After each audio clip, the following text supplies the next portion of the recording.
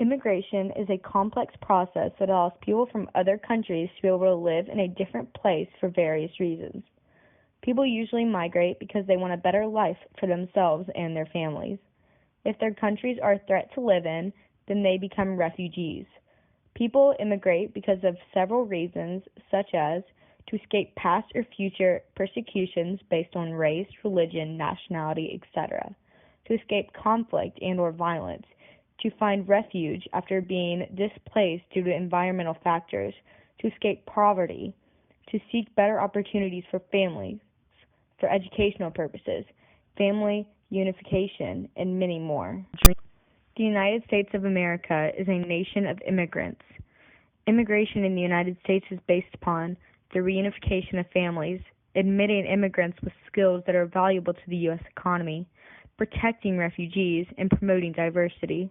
Immigration process takes a long time and is very complicated.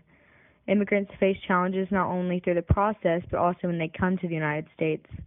They can sometimes be seen as threats and as less superior to natives of the United States. They must learn to push through the criticism they may face in order to get the better life they desire. One of the many issues the United States faces is how to deal with undocumented immigrants. In recent years, the number of illegal immigrants have stabilized after growing for several decades. Illegal immigration is practiced because of the strict requirements that is needed to become a legal immigrant. To be an illegal immigrant is scary because if one is caught by the authorities, then they are deported. However, people do this because they are willing to take the risk in order to have a better life. Some of the nation's illegal immigrants are young people who had no idea they were coming to a new country illegally. Parents of the children choose to bring their kids to the United States illegally because it means a better life for them. Young, undocumented immigrants deserve the same opportunities of happiness as any child growing up in the United States. After all, who are they to say that they are not truly Americans? What makes an American an American? One August morning in 1993, John Antonio Vargas' mother woke him up and put him in a cab. He was taken to the Philippines' Ninoy Aquino International Airport and met a man who he thought was his uncle and boarded the airplane with him. Vargas ended up in Mountain View, California, where he lived with his grandparents. Being 12 years old while this all was happening, the only thing Vargas knew is that his mom wanted to give him a better life. He fell in love with his new home, family, and culture. Learning the English language was hard for him, but he continued to work hard and even won his 8th grade spelling bee by memorizing words he could not pronounce. As years passed by, Vargas turned 16 and decided it was time for him to finally get a permit. However, when he handed the clerk his green card, she whispered, "This is fake. Don't ever come here again." When he got home, he confronted his grandparents, who were legal citizens of America. His grandfather admitted that he purchased a fake green card for him and fake documents and asked that he should not show it to anyone. He was able to create a good life for himself, but continues to be an undocumented immigrant. An option for Vargas to be legal is to marry an American woman. However, he admitted to being gay. As high school graduation came around, Vargas is faced with the challenge of paying for college because he could not apply for financial aid since he was illegal. He decided to approach his mentors from school, Rick and Pat, who tried to help him be legal, but did not succeed, but did get him a scholarship. With this scholarship, he was able to study at San Francisco State University. Despite all this, John Vargas convinced himself that he was indeed an American and felt with hard work he could earn his citizenship. John Vargas was able to graduate high school and college and build his career as a journalist. However, being an undocumented journalist became a problem when he applied for an internship for the Seattle Times and had to be denied because he had to have an original copy of his Social Security card.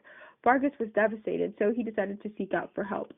He went to an immigration lawyer and was told that he needed to go back and receive a 10-year ban to be able to apply again legally. He did not accept this, so he continued to work hard and put in his mind that as long as he lived up to the qualities of a citizen, hard work, self-reliance, and the love of the country, then everything will be okay.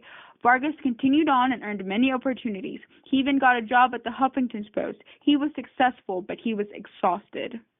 Exhausted of hiding from his problems, so he decided to tell his story to the public. Vargas founded Define American, which is a non-profit media and cultural organization that seeks to promote the conversation around immigration and citizenship in America. He also founded #EmergingUS, which is the first ever media property owned by undocumented immigrants. It talks about the intersection of race, immigration, and identity in a multicultural America. He also produced and directed Documented to tell about his experience. The film was a success and received a 2015 NAACP Image Award nomination for Outstanding Documentary. One of his features, My Life as an Undocumented Immigrant, was featured in New York Times. Vargas continues to stand for his rights and does not want to give up on being accepted. Vargas points out that being illegal is not the only thing that is hard for him to get accepted. It is also because he is gay. Why hasn't Vargas been deported after all these years? Here are a few reasons. He is a Pulitzer Prize-winning journalist and a celebrity. He has dared the ICE, U.S. Immigration and Customs Enforcement, to deport him, and it did nothing. He is not a priority because he has done no crimes and has not affected the safety of the United States. There are many illegal immigrant cases, and his case is not considered major. ICE can waive deportation for people who have positive priorities, such as veteran status, longtime U.S. residency, or a degree from a U.S. university. And he has many lawyers, immigration groups, and public figures supporting him. And since Vargas does not go down without a fight, he would just be another problem to the government, which the government already has plenty of. Vargas stood by his ground and fought for his right to remain in the United States. He did not let being illegal get in the way of him reaching his journalist dreams. Instead, he used his dream to fight for his right and immigration. Vargas calls America his home. He says, "You can call me whatever you want to call me, but I am an American." In 2010, Vargas read about the DREAM Act, Development, Relief, and Education for Alien Minors, an immigration bill nearly a decade old that provided a path to legal permanent residency for young people who have been educated in America. This act has not been passed by Congress. However, it has many benefits. It is good for the economy, security, and the nation itself. This act gives students who grew up in the USA a chance to contribute to the U.S. by serving in the armed forces or pursuing higher education. It allows the brightest and youngest people to earn their legal status. The act applies to those who were brought to the United States as minors, though no fault of their own by their parents, and who consider America as their home. The DREAM Act has many economic benefits. Also, it will contribute to the military's recruitment efforts and readiness. It will make the United States more competitive in the global economy, and it is stated that it will increase government revenues by $2.3 billion over the next 10 years. The DREAM Act allows the immigration security to focus on those who are a serious threat to the country. The DREAM Act is a lengthy and rigorous process and has specific requirements. Must have entered the U.S. under 16 years old, have graduated high school, have no crime record, and then after 6-year conditional status, they must have attended college or served in the military for 2 years, pass criminal check, and demonstrate a good moral character. Organizations and individuals from across the country have joined support for this great act. However, the DREAM Act is still not a law because some members voted against the DREAM Act. Even with the act not being authorized, states have helped dreamers pursue their dreams by letting them go to college. States cannot legalize the status of undocumented immigrants, but they can allow them to go to school and qualify for in-state tuition. Will undocumented immigrants like John Antonio Vargas be able to have the DREAM Act passed? Are you against or for the DREAM Act? Effective immediately. The Department of Homeland Security is taking steps to lift the shadow of deportation from these young people.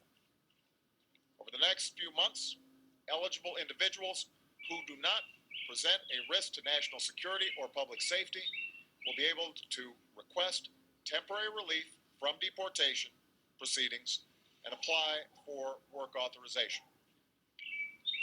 Now, let's be clear, this is not amnesty. This is not immunity. This is not a path to citizenship. It's not a permanent fix. This is a temporary stopgap measure that lets us focus our resources wisely while giving a degree of relief and hope to talented, driven, patriotic young people. It is the right thing to do. Excuse me, sir. It's not time for questions, sir. Not while I'm speaking. Precisely because this is temporary, Congress needs to act. There's still time for Congress to pass the DREAM Act this year because these kids deserve to plan their lives in more than 2-year increments. How long will the dreamers have to keep dreaming?